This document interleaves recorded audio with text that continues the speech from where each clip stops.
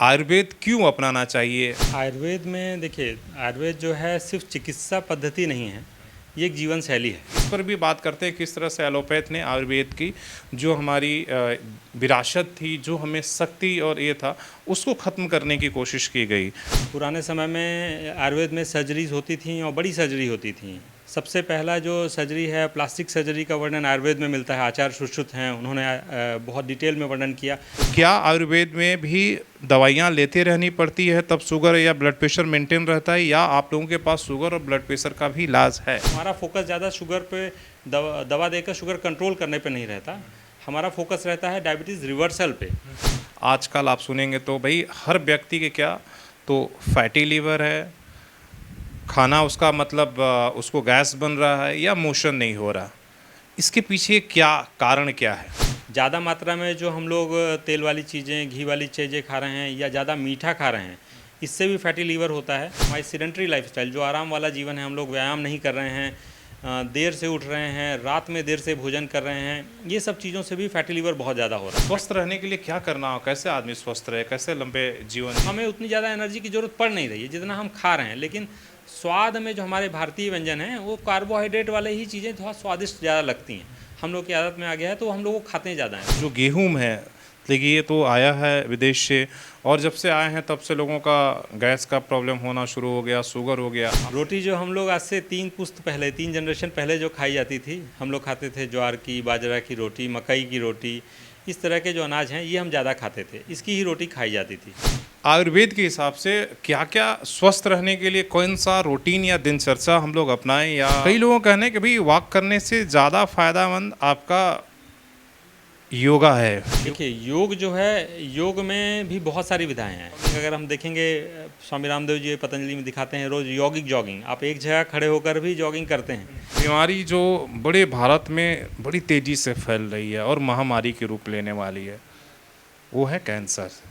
Cancer का इलाज आयुर्वेद में उपलब्ध है, लेकिन नमस्कार, सोशल संवाद और हेल्थ संवाद में आपका स्वागत है। और आज हमारे साथ खास मेहमान हैं आयुर्वेद के डॉक्टर और पतंजलि जाने माने जो लंबे समय से आयुर्वेद पर काम कर रहे हैं। तो हम डॉक्टर साहब से आज तमाम सारी चीज़ें वो जानेंगे जो आजकल देख रहे हैं कि आयुर्वेद फिर से हमारे देश में एक समय तक, हालांकि हमारी समाज के, हमारे देश के लिए बहुत ही प्राचीन व्यवस्था है इलाज के को लेकर, लेकिन इधर जो एलोपैथिक का दौर हुआ तो हम आयुर्वेद को भूल गए थे, लेकिन फिर से आयुर्वेद पर लोगों का विश्वास जगह है। और ये देखा जा रहा है तमाम ऐसे डॉक्टर और जगह जगहों पर चीज़ें ऐसी व्यवस्था खुल गई हैं कि आयुर्वेद उन लाइलाज बीमारी जो एलोपैथ में नहीं होता उसको भी ठीक कर रहा है। तो हमारे साथ डॉक्टर मनीष डोंडिया जी हैं जो पतंजलि में यहाँ पर काफ़ी लंबे समय से काम कर रहे हैं। देश के अलग अलग आयुर्वेदिक संस्थानों के साथ सर ने काम किया है।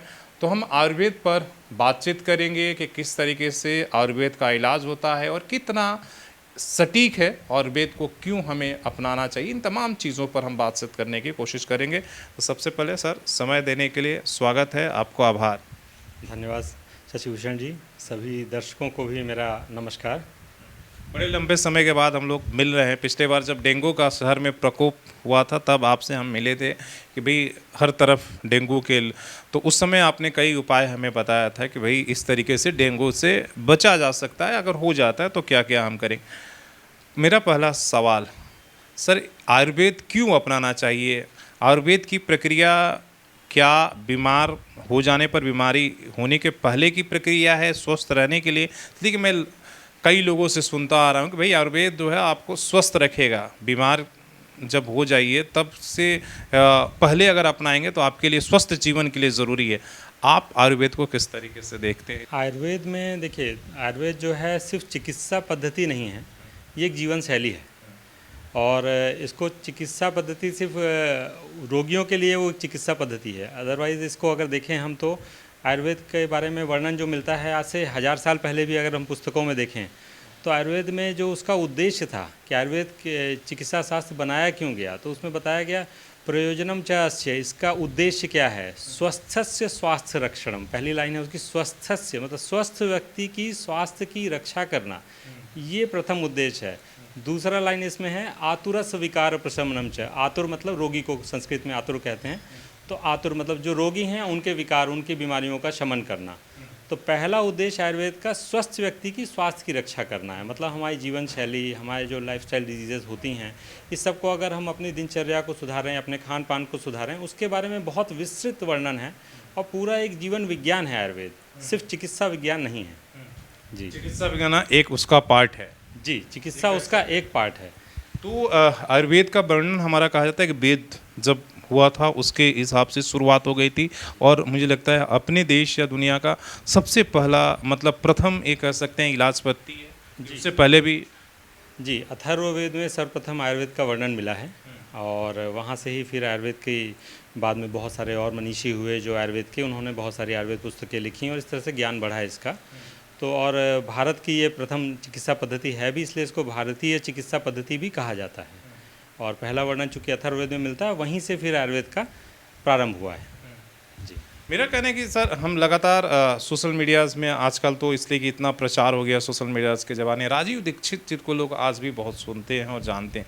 वो कई उपाय बताते हैं, वो जो चीज़ें बताते हैं उसको आप लोग किस तरीके से, वो हर चीज़ की ये बताते हैं कि भाई देखिए वो हालांकि इस पर भी बात करते हैं किस तरह से एलोपैथ ने आयुर्वेद की जो हमारी विरासत थी, जो हमें शक्ति और ये था, उसको ख़त्म करने की कोशिश की गई।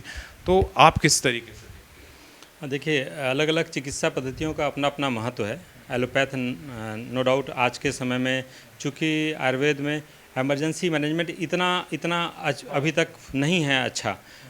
कारण उसका रहता है, देखिए कि पहले आयुर्वेद बहुत विकसित था। पुराने समय में आयुर्वेद में सर्जरीज होती थी और बड़ी सर्जरी होती थी। सबसे पहला जो सर्जरी है, प्लास्टिक सर्जरी का वर्णन आयुर्वेद में मिलता है। आचार्य सुश्रुत हैं, उन्होंने बहुत डिटेल में वर्णन किया। आज भी प्लास्टिक सर्जरी में जो स्किन का ग्राफ्टिंग होती है, ये सब चीज़ें वो सब उसी से ली गई हैं और आज भी कहीं ना कहीं फादर ऑफ सर्जरी आचार्य सुश्रुत को कहा जाता है। आप देखेंगे भारत नहीं, भारत के बाहर विदेशों में भी सर्जरी डिपार्टमेंट में आचार्य सुश्रुत की फ़ोटो आपको बड़े बड़े सर्जरी के जो डिपार्टमेंट्स हैं एलोपैथ के, उसमें भी मिलेंगी।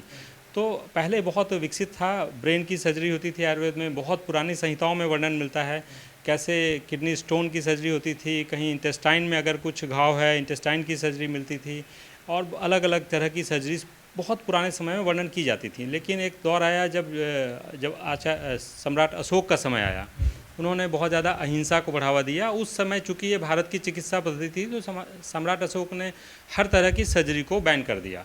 तो जब तक किसी भी पद्धति को, किसी भी ज्ञान को राजाश्रय नहीं मिलेगा, तो वो निश्चित रूप से वो पिछड़ जाएगी। तो चूँकि सर्जरी बैन हो गई भारत में, और जितने भी भारतीय जो आयुर्वेद चिकित्सक थे जो सर्जरी करते थे वो नहीं कर पा रहे थे, तो सर्जरी में पिछड़ गया। और इमरजेंसी मैनेजमेंट में जहाँ भी सुई लगनी है, इंजेक्शन लगना है, इस टाइप की जो चीज़ें हैं वो सब पे ही बैन हो गया। एक सुई लगाना भी हिंसा माना जाता था। तो इस कारण से उस समय आयुर्वेद का बहुत पतन हुआ और फिर धीरे धीरे आयुर्वेद विकसित हुआ। आज बहुत सारे चीज़ों में हम लोग क्विक रिलीफ दे रहे हैं और बहुत सारे रिसर्च हो रहे हैं, बहुत सारी संस्थाएं, बहुत जी बहुत मुझे लगता है कि हर शहर में इस तरह के सेंटर्स हो गए हैं कि जहाँ पर आप जाके कम से कम दवाइयाँ ले सकते हैं, डॉक्टर्स बैठने लगे हैं और बड़े हॉस्पिटल्स भी आ गए हैं। पतंजलि इस समय रिसर्च पे 600 करोड़ रुपए सालाना, जो मुझे जानकारी है, खर्च कर रहा है। सिर्फ रिसर्च पे इतना खर्च करता है 600 करोड़ रुपए। और बाकी अगर कहें तो पतंजलि में ही करीब 2000 से ज़्यादा सेंटर्स हैं ऐसे जहाँ पे आप चिकित्सा परामर्श ले सकते हैं, वो भी निःशुल्क परामर्श लिया जाता है। मैं भी अभी यहाँ साक्षी पतंजलि में जमशेदपुर में गत 19 वर्षों से यहाँ चिकित्सा सेवा दे रहा हूँ, और शायद ही कभी कोई ऐसा दिन रहता हो जिस दिन कम से कम 100 रोगी मैंने न देखे हों। तो आयुर्वेद में भी काफ़ी लोगों का रुझान बढ़ा है, और अब इसमें चूँकि नई नई दवाएं और नई नई खोज के बाद हम लोग भी क्विक थोड़ा कर पा रहे हैं। लेकिन अभी भी हर पद्धति का अपना एक महत्व है, और मैं नहीं कहना चाहूँगा कि हाँ एलोपैथ ख़राब है या आयुर्वेद अच्छा है। पर हाँ, क्रॉनिक डिजीज़ में जहाँ पुरानी बीमारियाँ हैं, लंबे समय चलने वाला ट्रीटमेंट है, इसमें आयुर्वेद का नो डाउट बहुत अच्छा रोल है। और ज़्यादातर क्रॉनिक डिजीज़ में जिसमें इलाज लंबा चलता है, उसके लिए अगर आयुर्वेद का सहारा लिया जाए तो वो ज़्यादा उचित होगा, बहुत ही ज़्यादा उचित होगा। और तब हम बीमारियों पर, आजकल जो हमारा लाइफ स्टाइल हो गया है, हर व्यक्ति में 2-3 चीज़ों को कहता है कि भाई बचाव कर लो। एक तो सबसे बड़ा शुगर है, और फिर ब्लड प्रेशर, इसकी बातें आती हैं। शुगर जो है, जो रेशियो है, कहा जा रहा है कि हर 10 आदमी में आजकल जो है, हालांकि आंकड़े तो नहीं, कोई बोलते हैं 5 या 6 लोगों को तो होना ही होना है। आप लोग आयुर्वेद में शुगर का क्या इलाज संभव है, या जैसे एलोपैथ में कहा जाता है कि भाई शुगर हो गया, ब्लड प्रेशर हो गया, आप दवाई लो, पूरी ज़िंदगी लेना है, आपको छोड़ना नहीं है, तो क्या आयुर्वेद में भी दवाइयाँ लेते रहनी पड़ती है तब शुगर या ब्लड प्रेशर मेंटेन रहता है, या आप लोगों के पास शुगर और ब्लड प्रेशर का भी इलाज है? जी, शुगर जो डायबिटीज़ है, मधुमेह जिसे कहते हैं हम आयुर्वेद में, तो ये रोग बहुत पुराने समय से सबको होता रहा है, बहुत लोगों को हुआ है। अब भारत को धीरे धीरे इतने भारत में रोगी हो गए हैं कि भारत को विश्व का राजधानी कहा जाता है डायबिटीज़ के लिए।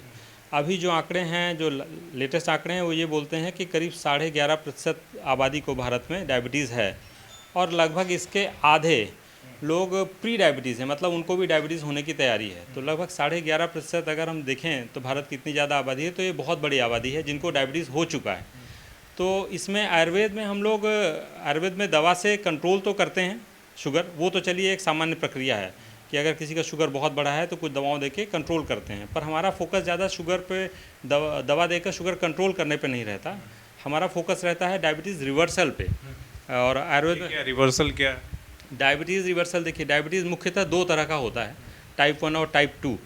तो टाइप 1 ऐसा डायबिटीज़ है जिसमें शरीर में इंसुलिन बनना काफ़ी कम हो जाता है, पैंक्रियाज जो हमारी ग्रंथि है वो इंसुलिन बनाती है, तो जब इंसुलिन नहीं बनता है तब टाइप 1 डायबिटीज़ होता है। या और बहुत सारे ऐसे रोग हैं, कुछ वायरल इन्फेक्शन है, कुछ दवाओं के साइड इफेक्ट हैं, इनके चलते भी टाइप 1 हो जाता है। सामान्यतः जो ज़्यादातर लोगों को डायबिटीज़ होता है वो टाइप 2 डायबिटीज़ होता है। टाइप 2 डायबिटीज़ में पैंक्रियाज से इंसुलिन तो पर्याप्त मात्रा में बन रहा है, सिर्फ वो इंसुलिन ठीक से काम नहीं कर रहा, जिसे बोल देते हैं कि इंसुलिन का रेजिस्टेंस हाई हो गया, हाई इंसुलिन रेजिस्टेंस। तो टाइप 2 डायबिटीज़ को रिवर्स किया जा सकता है अगर हम हाई इंसुलिन रेजिस्टेंस को फिर से नॉर्मलाइज कर दें, इंसुलिन फिर से ठीक से काम करने लगे, तो डायबिटीज़ रिवर्स होता है। और ये हम लोग बहुत अच्छे से कर रहे हैं। बहुत रोगी यहाँ भी आपके शहर में, यहाँ पे हम लोगों ने डायबिटीज़ रिवर्सल किया है, और लगातार इसी प्रक्रिया में हम लोग तरीके से वो ठीक हो जाता है, जी बहुत सारे रोगी ठीक हो रहे हैं, और दवाई लेना छोड़ देता है। दवाई बहुत सारे रोगियों की छूटी है, और बहुत सारे लोगों की छूट रही है दवा की मात्रा। योग्य के माध्यम से, इसलिए योगा या आयुर्वेद दोनों एक ही चीज़ है, उसी की वजह से लाइफस्टाइल पे ही फोकस करते हैं। इसमें बहुत सारी चीज़ें हम लोग देखते हैं कि पहले तो डाइट देखते हैं पेशेंट की, डायबिटीज़ हो क्यों रहा है। सबसे बड़ा कारण हो रहा है जो हमने आधुनिकता आई, जो हमारे मशीनी युग है, अभी ये मशीन से ही हम सब कुछ कर रहे हैं, उसके कारण डायबिटीज़ बहुत तेज़ी से बढ़ा। और साथ में हमारा जो खान पान में परिवर्तन आया, तो सबसे पहले खान पान सुधारते हैं। जैसे हम बार बार खाते हैं, स्नैकिंग की जो ट्रेडिशन आ गया है, कुछ लोग यही कहते हैं भाई 3-3 घंटे में खाओ, तो क्या बार बार खाना हानिकारक है, नहीं खाना चाहिए? डायबिटीज़ के संदर्भ में देखें या सामान्य व्यक्ति के लिए भी है, स्वस्थ व्यक्ति के लिए भी, तो दिन में 3 बार से ज़्यादा का भोजन अच्छा नहीं है। क्यों अच्छा नहीं है? क्योंकि जब हम कुछ भी खाते हैं, थोड़ी मात्रा में खाएं या ज़्यादा मात्रा में, हम जब भी कुछ खाएंगे तो हमारे पैंक्रियाज को इंसुलिन सिक्रीट करना पड़ता है। तो एक बड़ी मात्रा में इंसुलिन पैंक्रियाज सिक्रीट करता है, और वो सिक्रीशन धीरे धीरे कम होते होते लगभग 5 घंटे लगते हैं, एक जो मिनिमम लेवल पे आ जाता है। जो मिनिमम लेवल पे सिक्रीशन हमेशा चालू रहता है, तो 5 घंटे के दौरान अगर हमने फिर से कुछ खाया तो फिर से पैंक्रियाज नया इंसुलिन सिक्रीट करेगा। तो ये बार बार जो इंसुलिन सिक्रीशन की प्रक्रिया है, अगर ये ओवरलैप होती है तो इंसुलिन रेजिस्टेंस हाई हो जाता है। इसी वजह से सबसे ज़्यादा डायबिटीज़ हो रहा है। तो सबसे पहले तो हमें एक निश्चित गैप बनाना चाहिए, एक भोजन से दूसरे भोजन के बीच में कम से कम 5 घंटे का गैप जरूरी है, नहीं तो 5 घंटे के गैप ज़रूरी है। तो मतलब जो बीच में हम कभी चाय हो गया, कोई बिस्किट आ गया, कभी क्या ये भी लेना एकदम नहीं लेना चाहिए? देखिए, जो चाय में अगर हम कहें तो ग्रीन टी एक ऐसी वस्तु है जिसमें कि पैंक्रियाज इंसुलिन सिक्रीट नहीं करता, पर ग्रीन टी में भी हम लोग कभी कुछ शहद डाल देते हैं, कभी कुछ और चीज़ें, तो फिर उसमें इंसुलिन सिक्रीशन होता है। दूध वाली चाय? दूध वाली चाय ज़्यादा हानिकारक है ग्रीन टी से भी। पीना चाहिए कि नहीं? आप जब चाय को लेकर आपकी क्या है आयुर्वेद में कि चाय पी, इसलिए बहुत सारे लोग कहते हैं कि भाई चाय तो एकदम बंद कर दीजिए, आपके हिसाब से चाय जो हम लोग भारत में पीते हैं वो दूध के साथ पत्ती को उबाल कर, वो तो बहुत हानिकारक है। चाय जहाँ से आई, विदेशों से आई, बहुत सारे देशों से, वहाँ आज भी बिना दूध के ही चाय पी जाती है। वो चाय तुलनात्मक रूप से कम हानिकारक है। और अगर ग्रीन टी हम लोग पीते हैं तो उसमें बहुत सारे एंटीऑक्सीडेंट, बहुत सारे अच्छे तत्व भी हैं। ग्रीन टी बेसिकली है तो एक पत्ती ही, बहुत सारी ऐसी चीज़ें हैं जो हम हर्ब्स के रूप में लेते हैं। अगर उसको उबाल के पीते हैं, जैसे हम काढ़ा बनाते हैं, तो ग्रीन टी नुकसान नहीं करेगी अगर संयमित मात्रा में दिन में 2 बार अगर ले रहे हैं। ज़्यादा लेने से वो भी एसिडिटी करती है। कम मात्रा में लेते हैं तो वो हानिकारक नहीं है। ग्रीन टी पीते हैं तब पैंक्रियाज इंसुलिन भी सिक्रीट नहीं करता। लेकिन अगर हमने दूध वाली चाय पी या चीनी वाली चाय पी तो वो निश्चित रूप से हानिकारक है। और भोजन के बीच में जो हमारा जो गैप है, जो बोल रहे हैं 5 घंटे से बीच में जो पी लेते हैं, वो ज़्यादा हानिकारक है। नहीं, अब सबकी आदत हो गई कि सुबह भी उठो, ब्रश करो, सबसे पहले जो है आदमी चाय की तरफ, मुझे लगता है बहुत सारे ऐसा, हालांकि बहुत सारे लोग छोड़, लेकिन यही एक नॉर्मल रूटीन है। आप क्या मान रहे हैं कि ये रूटीन गड़बड़ है और इसको जो है आप आने वाले समय में मुश्किल पैदा कर रहा है? जी, डायबिटीज़ का या वज़न बढ़ने का, हार्ट की बीमारियों का, फैटी लीवर का, बहुत सारी चीज़ों का कारण ये दूध वाली चाय भी बन रही है। चाय कोशिश करें छोड़ दें तो ज़्यादा अच्छा है। अगर पीना ही है तो सबसे अच्छा समय है कि नाश्ते के साथ पी लें, नाश्ते के तुरंत बाद पी लें, वो भी बिना दूध की हो तो ज़्यादा अच्छा है। तो नाश्ते के साथ या नाश्ते के तुरंत बाद पी गई हुई चाय नुकसान नहीं करेगी। अगर हम अलग से चाय पी रहे हैं, जैसे लोग सुबह उठ के चाय पीते हैं, फिर उसके 1 घंटे 2 घंटे बाद नाश्ता करते हैं, तो उसमें वो ज़्यादा हानि करेगी। तो इस तरह अगर हम चाय को नाश्ते के साथ पिएंगे और बिना दूध का, तो वो ठीक है, वो पिया जा सकता है। अभी हम लोग डायबिटीज़ पर डॉक्टर साहब बात की कि आयुर्वेद में आप लोग क्या करते हैं। आपने कहा कि भाई हम लोग रिवर्सल करने की कोशिश करते हैं, मतलब उस पुनः उस व्यक्ति को उस स्थिति में लाने की कोशिश करते हैं जिसकी कमी है। दूसरी शहरों में सबसे बड़ी अगर बीमारी है, अगर आप पूछेंगे, जो लाइफ स्टाइल है आजकल, आप सुनेंगे तो भाई हर व्यक्ति के क्या तो फैटी लीवर है, खाना उसका मतलब उसको गैस बन रहा है या मोशन नहीं हो रहा। इसके पीछे क्या कारण क्या है? फैटी लीवर का कारण भी एक मुख्य कारण तो इंसुलिन रेजिस्टेंस का हाई हो जाना है। इंसुलिन रेजिस्टेंस हाई होने से भी फैटी लीवर हो रहा है। ज़्यादा मात्रा में जो हम लोग तेल वाली चीज़ें, घी वाली चीज़ें खा रहे हैं या ज़्यादा मीठा खा रहे हैं, इससे भी फैटी लीवर होता है। हमारे बॉडी में जो ट्राइग्लिसराइड एक प्रकार का कोलेस्ट्रॉल है, ये जब बढ़ता है तो जाके लीवर में डिपॉजिट होता है, उससे लीवर फैटी हो जाता है। तो ट्राइग्लिसराइड भी बहुत बड़ा कारण है। हमारी सीडेंटरी लाइफस्टाइल, जो आराम वाला जीवन है, हम लोग व्यायाम नहीं कर रहे हैं, देर से उठ रहे हैं, रात में देर से भोजन कर रहे हैं, ये सब चीज़ों से भी फैटी लीवर बहुत ज़्यादा हो रहा है। फैटी लीवर होगा तो थोड़ा डाइजेशन का प्रॉब्लम आएंगी ही, जैसे गैस बनना और ये सब समस्याएं। जब ये बढ़ जाता है फैटी लीवर, तो बढ़ते हुए ये सिरोसिस में भी कन्वर्ट हो जाता है, लीवर फेल्योर भी हो जाता है कई बार फैटी लीवर बढ़ने से। और ये बड़ी तेज़ी से भारत में बढ़ रहा है। फैटी लीवर तो बहुत सामान्य हो गया, बहुत लोगों को है। और लीवर फैटी होने के कारण जो लोग नशा नहीं भी कर रहे हैं, उनका भी लीवर फेल्योर हो रहा है कई बार। तो हमें ज़रूरत है कि हम अपना लाइफस्टाइल सुधारें। कैसे मतलब पहचान कैसे पाए? फैटी लीवर को सामान्य रूप से पहचानना थोड़ा मुश्किल है। फैटी लीवर कई बार दुबले पतले आदमी को भी फैटी लीवर है। जो लोग नशा नहीं कर रहे हैं, शराब पीने से तो फैटी लीवर बहुत कॉमन है, लेकिन जो लोग दुबले पतले हैं लेकिन कोई शारीरिक श्रम नहीं कर रहे हैं, मीठा ज़्यादा खा रहे हैं, लाइफस्टाइल सीडेंटरी है, तो उनको फैटी लीवर हो सकता है। फैटी लीवर में गैस बनना एक सामान्य लक्षण है, पेट में भारीपन लगना, खासकर हमारे दाएं तरफ पसली के नीचे जहाँ लीवर होता है, उस जगह एक भारीपन का एहसास होता है। और लगातार कुछ रोगी आके बोलते हैं कि यहाँ से लेकर कई बार ये बाएं तरफ तक चला जाता है, क्योंकि लीवर हमारा मुख्य रूप से दाएं तरफ है, राइट साइड है, लेकिन वो लेफ्ट तरफ फैला हुआ है। तो लेफ़्ट साइड भी जाके वो कई बार भारीपन महसूस करता है, हल्का हल्का मीठा मीठा पेट में दर्द हमेशा बना रहता है। तो ये कुछ लक्षण रहते हैं, पेट साफ़ नहीं होना, कई बार मोशन जाना, ये कुछ सामान्य से लक्षण दिखते हैं। फिर उसको जांच करके पता किया जा सकता है, अल्ट्रासाउंड सोनोग्राफी जो होती है पेट की, उससे हम इसको डायग्नोस कर सकते हैं कि ये फैटी लीवर है। आदमी कैसे एक स्वस्थ रहने का, इतनी सारी चीज़ें हैं, उसके लिए क्या करना होगा आपके हिसाब से? इसलिए सबसे बड़ी आजकल चिंता है, इतनी सारी चीज़ें हैं, बीमारियां हैं, तो स्वस्थ रहने के लिए क्या करना हो, कैसे आदमी स्वस्थ रहे, कैसे लंबे जीवन जिए, ये सबसे बड़ी आजकल हम लोगों के लिए चुनौती है। स्वस्थ रहने के लिए सबसे पहले जो हमें करना है, 2-3 चीज़ों पे ध्यान देना होगा। आहार, निद्रा। आहार लेना है मतलब अच्छा बैलेंस डाइट लेनी है। बैलेंस डाइट में क्या है कि हमें कार्बोहाइड्रेट को कम करना होगा। मुख्य रूप से हमारा जो भोजन है उसमें 3 पार्ट होते हैं, कार्बोहाइड्रेट, प्रोटीन और फैट। तो कार्बोहाइड्रेट को कम करना होगा। कार्बोहाइड्रेट किस में है? सबसे ज़्यादा तो होता है चीनी, गुड़, मिश्री, मीठी चीज़ों में। इसके अलावा दूध में पर्याप्त मात्रा में है, आलू में बहुत ज़्यादा होता है, और अनाज में भी है। तो अब क्या करना होगा कि चूँकि हम कहीं जाना है हमको, तो हम पहले तो पैदल भी जाते थे, साइकिल से भी जाते थे, घोड़ा से जाते थे, कैसे भी जाते, श्रम होता था। अब वो श्रम नहीं हो रहा, हम गाड़ियों से जा रहे हैं। हम बहुत सारी चीज़ों, घर में भी जो काम हो रहे हैं मशीन की मदद से कर ले रहे हैं। तो हमें अब कार्बोहाइड्रेट की ज़रूरत कम है। कार्बोहाइड्रेट क्या है? एक एनर्जी का सोर्स है, तुरंत उसको खाने के बाद पचकर वो एनर्जी में कन्वर्ट हो जाता है। तो हमें उतनी ज़्यादा एनर्जी की ज़रूरत पड़ नहीं रही है जितना हम खा रहे हैं। लेकिन स्वाद में जो हमारे भारतीय व्यंजन हैं, वो कार्बोहाइड्रेट वाले ही चीज़ें थोड़ा स्वादिष्ट ज़्यादा लगती हैं। हम लोग की आदत में आ गया है, तो हम लोग वो खाते हैं ज़्यादा हैं। तो थोड़ा वो चेंज करना होगा। हमें अनाज कम खाने होंगे, मीठा तो जहाँ तक हो सके त्याग दें। मीठा बहुत कम खाएं, बहुत मन करता है तो थोड़ा गुड़, थोड़ी मिश्री, जिनको डायबिटीज़ नहीं है, मोटापा नहीं है, फैटी लीवर नहीं है, वो खाएं, वो भी कम मात्रा में खाएं। जिनको थोड़ा भी वजन ज़्यादा है या फैटी लीवर है, डायबिटीज़ है, वो तो पूरी तरह से त्याग करें। तो मीठा एक तो बिल्कुल कम करें। दूध का सामान, अगर देसी गाय का दूध मिल रहा है तो दूध पिए, नहीं तो दूध का सेवन छोड़ें। आलू जहाँ तक हो, दूध भी खतरनाक है। दूध खतरनाक हो सकता है अगर घरों में दूध आ रहा है पैकेट वाला या ऐसे भी वो जो सप्लाई कर रहा है वो कितना सुरक्षित है? दूध में हमें ये देखना होगा। देसी नस्ल की गाय का दूध अच्छा है। मेडिकली देखा जाए तो दो तरह के दूध होते हैं, A1 और A2। तो A1 दूध जो है देसी नस्ल की गायों का दूध है, और कुछ भैंस हैं जैसे कि मुर्रा भैंस होती है जिसकी गोल सींग वाली भैंस, तो कुछ भैंसों का दूध भी A2 कैटेगरी में रखा गया। तो जो A2 कैटेगरी का दूध है वो अच्छा है, देसी नस्ल की गाय का दूध और कुछ भैंसों का दूध। भैंस में हालांकि थोड़ा फैट कंटेंट ज़्यादा होता है, पर जितनी विदेशी नस्ल की गाय का दूध है वो सभी A1 कैटेगरी में रखा गया। नाम से लगता है कि A1 ज़्यादा अच्छा है, पर नहीं, A1 ही शरीर के लिए हानिकारक है। तो A1 दूध से बचना चाहिए, मतलब विदेशी नस्ल की गायों के दूध से बचना चाहिए। और दूध का सेवन संयमित ही करना चाहिए, कम मात्रा में करना चाहिए, क्योंकि हम लोग को कार्बोहाइड्रेट बहुत ज़्यादा वहाँ से मिल जाता है और हमें कार्बोहाइड्रेट की ज़रूरत कम है। हमें सब्जी ज़्यादा खाना चाहिए, सलाद ज़्यादा खाना चाहिए, फल ज़्यादा खाना चाहिए, और पोर्शन में उसमें जैसे हम खाने की थाली में रखें तो सलाद ज़्यादा हो, सबसे ज़्यादा मात्रा में सलाद दिखे, उससे कम सब्जी हो जिसमें आलू ना हो, उससे कम फिर हमारा चावल दाल या रोटी हो।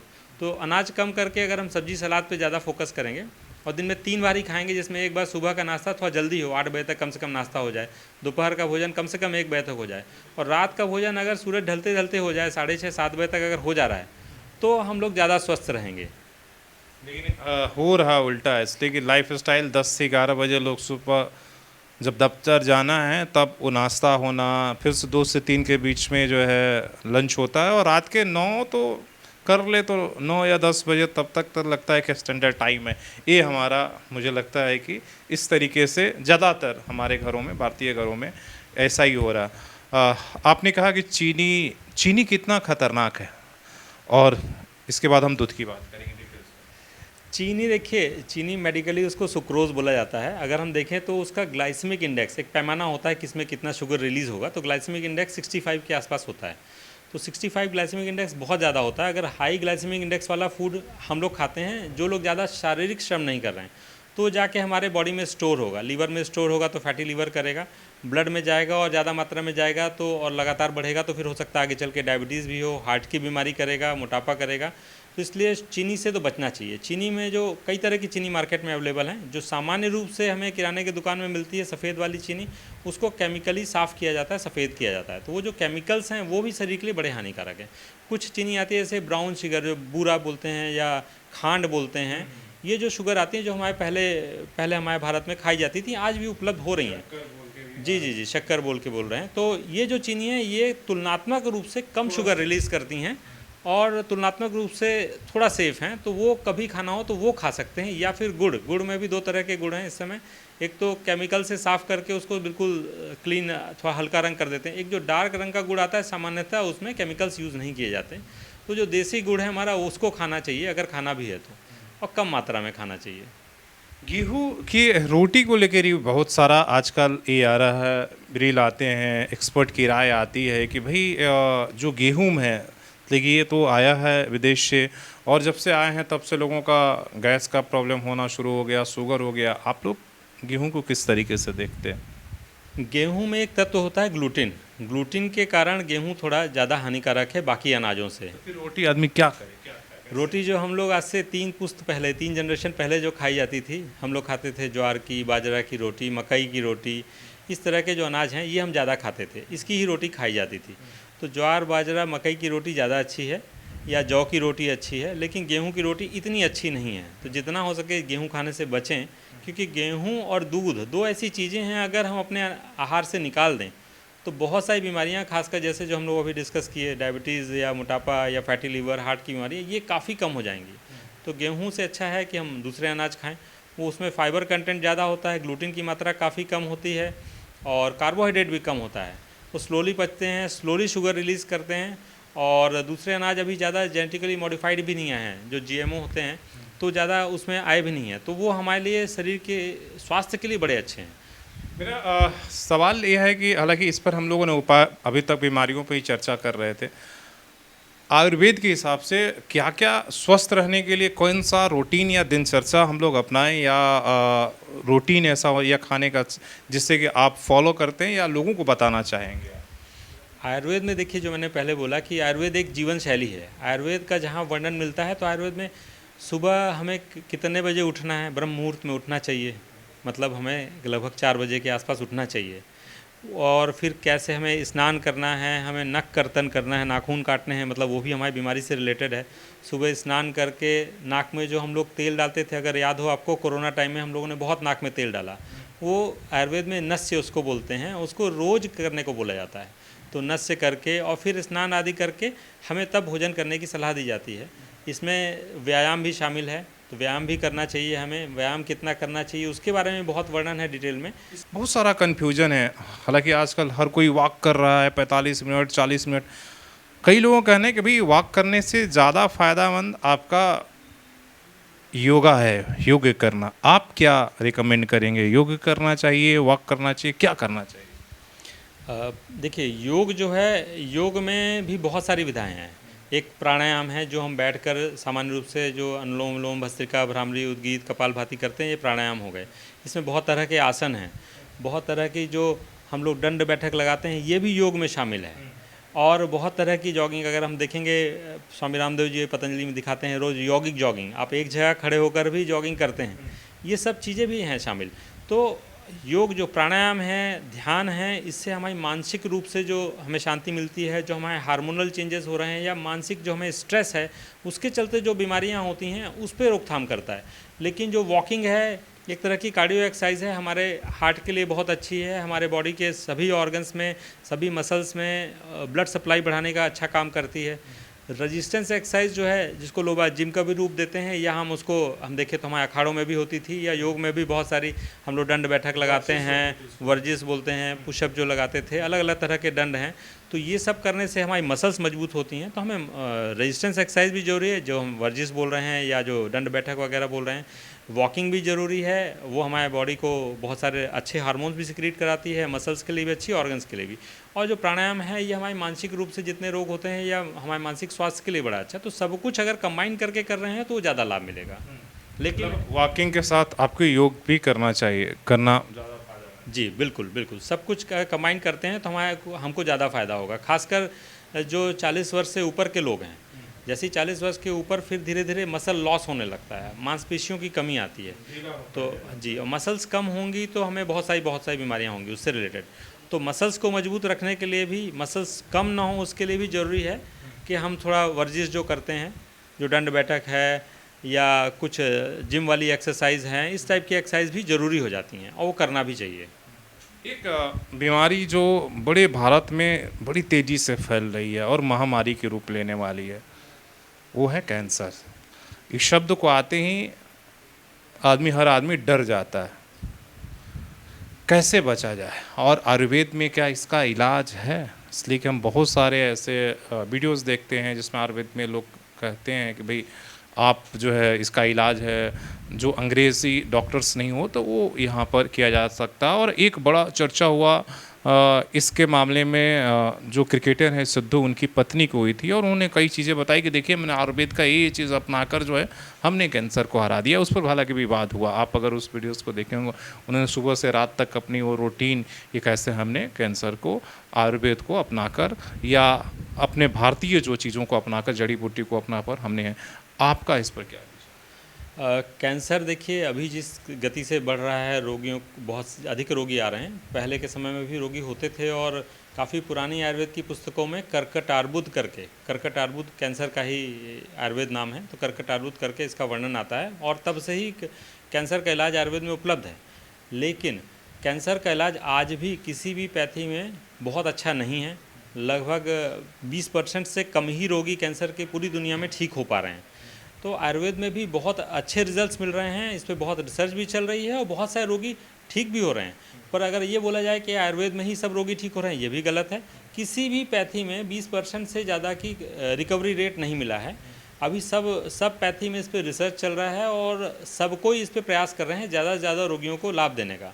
मैंने जो अपना अनुभव किया, मेरा जो अभी चिकित्सा अनुभव है 24 साल का, उसमें मैंने ये अनुभव किया कि अगर कोई व्यक्ति एलोपैथ इलाज करा रहा है, एलोपैथ से भी कैंसर में फ़ायदा हो रहा है, ये कहना गलत है कि हाँ नहीं कीमोथेरेपी से नुकसान है। नुकसान तो होते हैं पर फ़ायदे भी हैं, है ना। तो अगर हम दोनों चीज़ों को देखें तो किसी का पहले जीवन बचाना है तो हाँ, सब पैथी अगर मिला के कोई करता है उसकी रिकवरी रेट ज़्यादा है।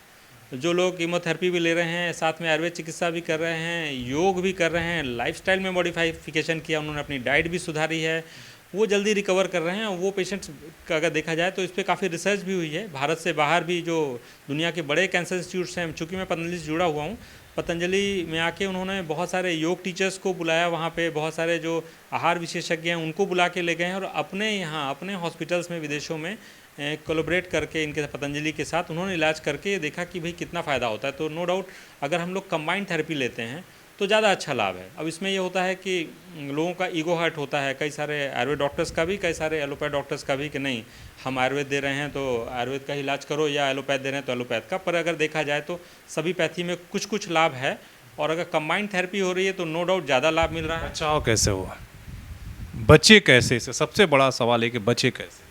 बचने के लिए देखिए, कैंसर के सेल्स लगभग हर व्यक्ति के शरीर में कभी न कभी बनते हैं, कभी न कभी व्यक्ति के से कभी ना कभी मुझे भी हो सकता है कुछ कैंसर के सेल्स बने होंगे, कुछ आपको भी बने होंगे, लेकिन वो अपने से बॉडी ने उसको ठीक कर लिया। तो और कभी उसको फेवरेबल इन्वायरमेंट मिल गया तो बढ़ता है। तो हमें क्या करना है, देखिए एक साइंटिफिक स्टडी है, ये बोलती है कि अगर हमारी बॉडी का पीएच हाई रहे, बॉडी अल्कलाइन रहेगी, तो उसमें कैंसर सेल्स ग्रो नहीं करते। तो पहले तो अपने बॉडी की अम्लीयता, एसिडिटी को कम करें, बॉडी का जो पीएच है उसको बैलेंस रखें। पीएच बैलेंस रखने के लिए क्या ज़रूरी है, बॉडी के सर्केडियम रिदम को सही करना होगा। सुबह जल्दी उठ के शाम को रात को जल्दी सोना होगा, भोजन सुधारना होगा। खाने में जो हम लोग खा रहे हैं, बहुत ज़्यादा तला भुना, बहुत ज़्यादा फास्ट फूड वगैरह, ये सब एसिडिक होते हैं, इन सब का पीएच बड़ा लो होता है, 5.5 पीएच के आसपास का फूड हो जाता है ये। जबकि अगर हम 7 पीएच या 7 पीएच से ऊपर का भोजन, जैसे जो हाफ कुक्ड फूड हुआ, सब्जियां खा रहे हैं तो उसको पूरा भूंज कर उसके न्यूट्रिशन को ख़त्म ना करें, कम पकाया हुआ सब्जी हो गई, सलाद हो गया, फल हो गया, अंकुरित अनाज हो गया, इनका पीएच हाई होता है। ये सब अल्कलाइन फूड हैं। अगर हम अल्कलाइन फूड ले रहे हैं तो हमें कैंसर होने के चांसेस कम हैं। पानी जो हम पी रहे हैं, देखिए अभी अगर हम लोग ज़्यादातर लोग शहरी जीवन जो जी रहे हैं, शहर में ज़्यादातर जगह म्यूनसिपैलिटी का सप्लाई होता है, पानी का नगर निगम का होता है, तो जो सप्लाई वाटर होता है वो स्टैंडर्ड उसका मेंटेन रखा गया है, 7 पीएच के आसपास का पानी सप्लाई करते हैं। उसमें जब हम आरओ की मशीन लगा लेते हैं, उसका पीएच ड्रॉप कर जाता है, वो 5.5 के आसपास पीएच आता है। तो 5.5 पीएच का अगर पानी पियेंगे तो मुश्किल होगा, उससे भी वो हम अल्कलाइन बॉडी को एसिडिक कर रहे हैं। तो हमें ज़रूरत है कि अगर हम आरओ लगाना ही है, मजबूरी है हमारी आरओ लगाना, वैसे तो यूवी फिल्टर लगाएं, यूवी फिल्टर ज़्यादा अच्छा है। या फिर वाटर फिल्टर क्या होता है?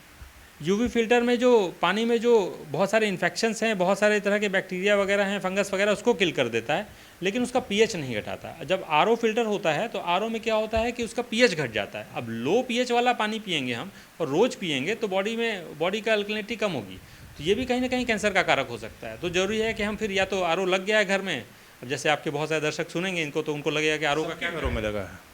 99% लोगों ने आरओ लगाया है, हम सब ने लगाया है, तो उसके बिना पानी आप पी नहीं सकते जी। तो बहुत लोग क्या है, जो चूँकि शहर में पानी वैसे तो लगभग साफ़ आता है, लेकिन जो अपार्टमेंट्स पे रह रहे हैं, ऊपर उनके टैंक में पानी इकट्ठा हो रहा है, तो कभी पानी आएगा दुर्गंध आ रहा है, इसलिए कि पानी नदी है ही नहीं, आपने वही पानी सप्लाई हो रहा है, कितना भी उसमें आप ब्लीचिंग डाल लीजिए, लेकिन इसके बाद भी उसका दुर्गंध नहीं जाता। तो उसके लिए या तो यूवी फिल्टर लगाएं पानी, अगर आरओ लगाना ही है या आरओ लग गया है तो उसमें एक पीएच बैलेंस किट आती है जो वाटर फिल्टर के अंदर लग जाती है, बहुत छोटा सा जगह लेती है, वो लगभग 1000-1200 रुपये और खर्च करने होंगे। एक पीएच बैलेंस किट लगा लें ताकि वो जो आरओ वाला पानी है जिसका पीएच कम हो गया, वापस से वो पीएच सामान्य पानी जितना 7 के आसपास कर देती है, वो कर देती है। कारगर है वो कारगर है। कंपनियां आजकल प्रचार के नाम पर बहुत सारी चीज़ें लगा देती हैं, लेकिन कारगर कितना है उस पर। चूँकि मैं भी यहाँ शहर में ही रह रहा हूँ, मैंने भी आरओ मशीन पानी पिया है, और फिर मैंने एक बार पीएच चेक करने के लिए मुझे सुविधा मिली मैं मशीन की, तो मैंने चेक करवा के देखा पीएच कम था, फिर मैंने पीएच बैलेंस किट लगवाई और किट लगवा के फिर चेक किया। तो जानकारी किया और कोशिश किया जाएगा। आप बता रहे थे कि क्या क्या, जैसे आपने बहुत सारी चीज़ें बताई कैंसर को लेकर, क्या बचाव, कोई फूड ऐसा जैसे कहा जा रहा है कि आंवला खाइए, एलोवेरा ये करिए, बहुत कुछ आज सोशल मीडिया पर चीज़ें चल रही हैं, बताया जा रहा है, लोग उपाय भी मतलब वो कर रहे हैं, कितना ये सब चीज़ें कारगर हैं? देखिए, जो भी फूड अल्कलाइन होगा वो बॉडी के लिए अच्छा है। अल्कलाइन वाटर बनाने का भी आजकल विधि चल रहा है, क्या आपके पास भी कोई सूत्र है?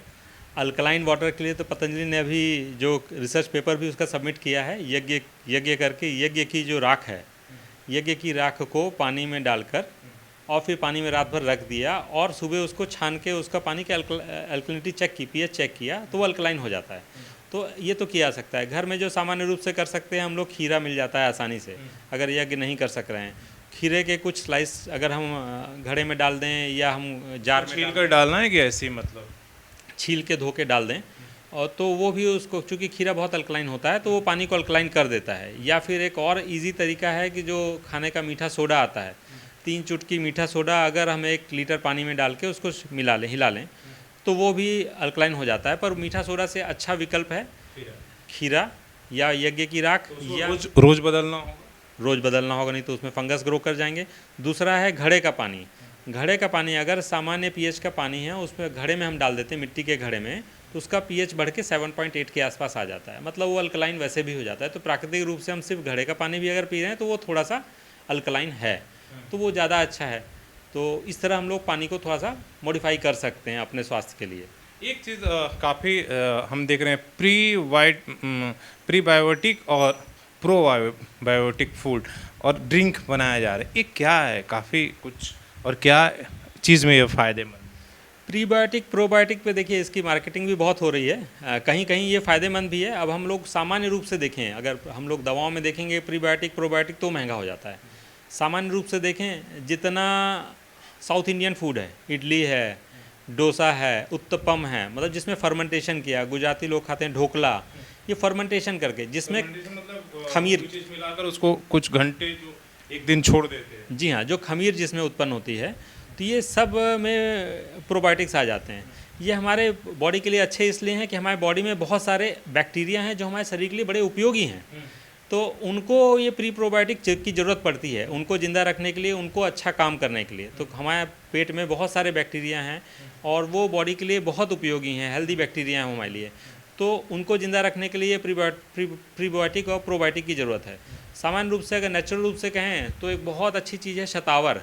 तो शतावर भी इसमें बहुत अच्छा रोल प्ले करती है। शतावर का चूर्ण मिलता है बाज़ार में, अगर वो भी आधा चम्मच सुबह शाम खा रहे हैं तो वो भी अच्छा एक प्री प्रोबायोटिक का काम करता है। दही है, दही बहुत अच्छा है इसके लिए, अगर नेचुरल रूप से घर का जमाया हुआ दही है तो इसमें बड़ा कारगर है। तो इस तरह से हम लोग इसका सेवन करके थोड़ा अपने बॉडी में जो अच्छे बैक्टीरिया हैं, गुड बैक्टीरिया हैं, उसको जीवित रख सकते हैं, वो उनसे अच्छा काम ले सकते हैं। वो स्वस्थ रहेंगे तो हम ज़्यादा स्वस्थ रहेंगे। एक चीज़ के बारे में हम जानना चाहेंगे, काफ़ी उसकी वर्णन होती है आयुर्वेद में, त्रिफला। क्या त्रिफला जो चूर्ण है या वो सिर्फ पेट साफ करने के लिए है या उसका और कुछ उपयोगिता है? किस तरीके से आप लोग आयुर्वेद में इस्तेमाल?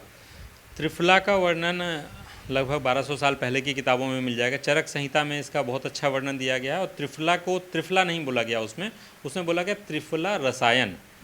रसायन मतलब केमिकल नहीं, रसायन वर्ड यूज़ किया जाता है आयुर्वेद में, जो हम कह सकते हैं मल्टीविटामिन मल्टी मिनरल्स जो चीज़ें होती हैं, जिसमें बहुत ज़्यादा मात्रा में मिनरल्स और विटामिन हैं शरीर के लिए उपयोगी। तो त्रिफला का वर्णन त्रिफला रसायन के रूप में आया। उसमें 3 फल मिले हैं, इसलिए त्रि मतलब 3 और फल हैं, इसलिए उसका नाम त्रिफला रखा गया। इसमें आंवला है, आंवला सभी लोग जानते हैं बहुत अच्छे, 2 और फल हैं, हरड़ और बहेड़ा। तो ये पेट साफ करने के लिए इसका बनाया ही नहीं गया था, ये हमारे बॉडी के हेल्थ के लिए, चूँकि इसमें बहुत ज़्यादा विटामिन मिनरल्स हैं, नेचुरल रूप से बहुत ज़्यादा विटामिन मिनरल्स हैं, इसको हर स्वस्थ व्यक्ति रोज़ सेवन कर सकता है। कैसे करे, उसका विधि क्या होना चाहिए? त्रिफला को देखिए, सामान्य रूप से अगर हम 3 ग्राम जितना त्रिफला चूर्ण रोज़ सेवन करते हैं, वो किसी भी समय किया जा सकता है। सबसे अच्छा समय होता है रात के भोजन के बाद सेवन कर लें। वो पेट साफ करने की दवा नहीं है, पेट भी साफ रहता है उससे, वो माइल्ड लग्जेटिव है। तो ऐसे माइल्ड लग्जेटिव आप कुछ भी साग खाएंगे वो भी है, कुछ भी अगर आप गर्म पानी पी रहे हैं वो भी लग्जेटिव है, पर वो एक्चुअली उसकी दवा नहीं है। तो त्रिफला खाने से हमारा चूँकि गट बैक्टीरिया अच्छे होते हैं, डाइजेशन भी अच्छा हो जाता है, इसलिए वो पेट थोड़ा सा ठीक हो जाता है। तो हम उसको कह देते हैं कि पेट साफ करने की दवा है। मूल रूप से त्रिफला मल्टीविटामिन मल्टी मिनरल एक प्रोडक्ट है, और इसका उस रूप पे ही हम लोग ज़्यादा यूज़ भी कर रहे हैं। जो लोग जितने भी तरह की इम्यून सिस्टम से रिलेटेड बीमारियां हैं या ऑटोइम्यून डिजीज़ हैं, उनमें सब में त्रिफला का हम लोग उपयोग करते हैं और बहुत अच्छे रिजल्ट्स हैं।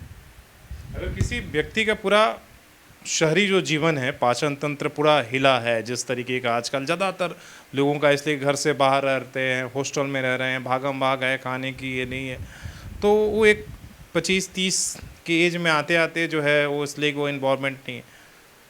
तो आयुर्वेद कहाँ से उसकी शुरुआत करेगा? इसलिए कि अभी तो क्या होता है, गैस हो रहा है, दवाई दे दिया एलोपैथिक में, ये हो रहा है, इसका प्रॉब्लम है, अच्छा एंजाइम ठीक नहीं, आप ये खा लो। लेकिन उससे चीज़ें और धीरे धीरे धीरे ख़राब होती जा रही हैं, बल्कि वो क्योर नहीं हो रहा। आप लोग इस चीज़ों को किस तरीके से देखते हैं?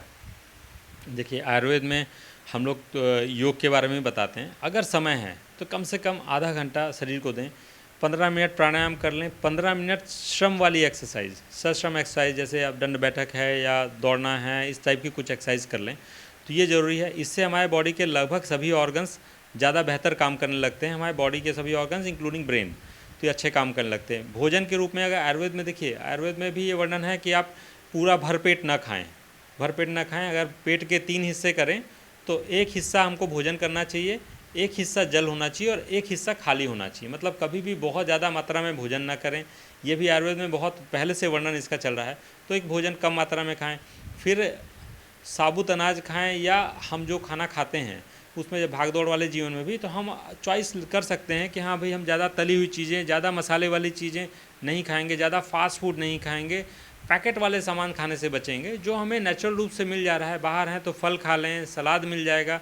जो रेस्टोरेंट हैं उनमें भी सलाद मिलता है, अच्छी सब्जियां भी मिलती हैं, दलिया भी मिलता है, खिचड़ी भी मिलती है, दाल चावल भी मिलता है ना। तो हम क्यों ज़्यादा उसको फैंसी आइटम जो हमें लगेगा कि आज के हिसाब से कहेंगे कि बहुत ज़्यादा फास्ट फूड हैं, जंक फूड हैं, उसकी ओर ना हम प्रेरित होकर अगर हम ज़्यादा हेल्दी फूड खाते हैं तो वो निश्चित रूप से आयुर्वेद नहीं, वो एक सामान्य रूप से ही सबके लिए अच्छा है। तो आयुर्वेद में तो वैसे ही मैंने बोला कि वो एक जीवन शैली है। अच्छा, अगर आप भोजन कर रहे हैं तो वो स्वस्थ रहेंगे ही। थोड़ा सा व्यायाम करेंगे उससे भी स्वास्थ्य मिलेगा। नींद अच्छी लेनी चाहिए, नींद अच्छी लेंगे तो भी हमारा स्वास्थ्य अच्छा रहेगा। हमें कम से कम 7 घंटे की नींद लेनी है, वो कभी भी पूरी करें। कोई नाइट शिफ्ट कर रहे हैं तो दिन में सोएं, लेकिन नींद पूरी लें। तो ये सब अगर कर रहे हैं तो वो सभी लोग स्वस्थ रहेंगे। चलिए डॉक्टर साहब से आज हमने बहुत सारी बातें जानी और आयुर्वेद को अपनाकर किस तरीके से स्वस्थ जीवन अपनाया जा सकता है। फिर किसी एपिसोड में, आज हालांकि बहुत सारी इन्होंने बातें हमें शुगर वो कह रहे से डायबिटीज़ को मैनेज करना है और आयुर्वेद में किस तरीके से जो रिवर्सल शुगर डायबिटीज़ है कि रिवर्स हो सकता है, उस पर हमने बातचीत की। हमने जो आज के लीवर को लेकर आप पाचन की प्रक्रिया है, गैस बनती, इन तमाम चीज़ों पर हमने बात की। तो इन तमाम चीज़ों को ये करने के लिए आप हेल्थ संवाद और सोशल संवाद को ज़रूर फॉलो कर लीजिएगा। और फिर किसी नेक्स्ट एपिसोड में अभी बहुत सारी ऐसी चीज़ें हैं जिसे आयुर्वेद में हमें जानना और समझने की ज़रूरत है, उसे अपनाना ज़रूरत है। इसलिए कि अगर स्वस्थ जीवन जीना है तो आयुर्वेद की तरफ ही जाना होगा। और आयुर्वेद में केवल आपका एक बड़ा ही लंबा चौड़ा ये है, उसमें योगा भी है, उसमें आपका दवाइयाँ भी, उसमें जड़ी बूटी भी, बहुत सारी ऐसी प्रक्रिया है जिससे कि स्वस्थ जीवन जिया जा सकता है। तो आप अपनी राय भी ज़रूर दीजिएगा। धन्यवाद।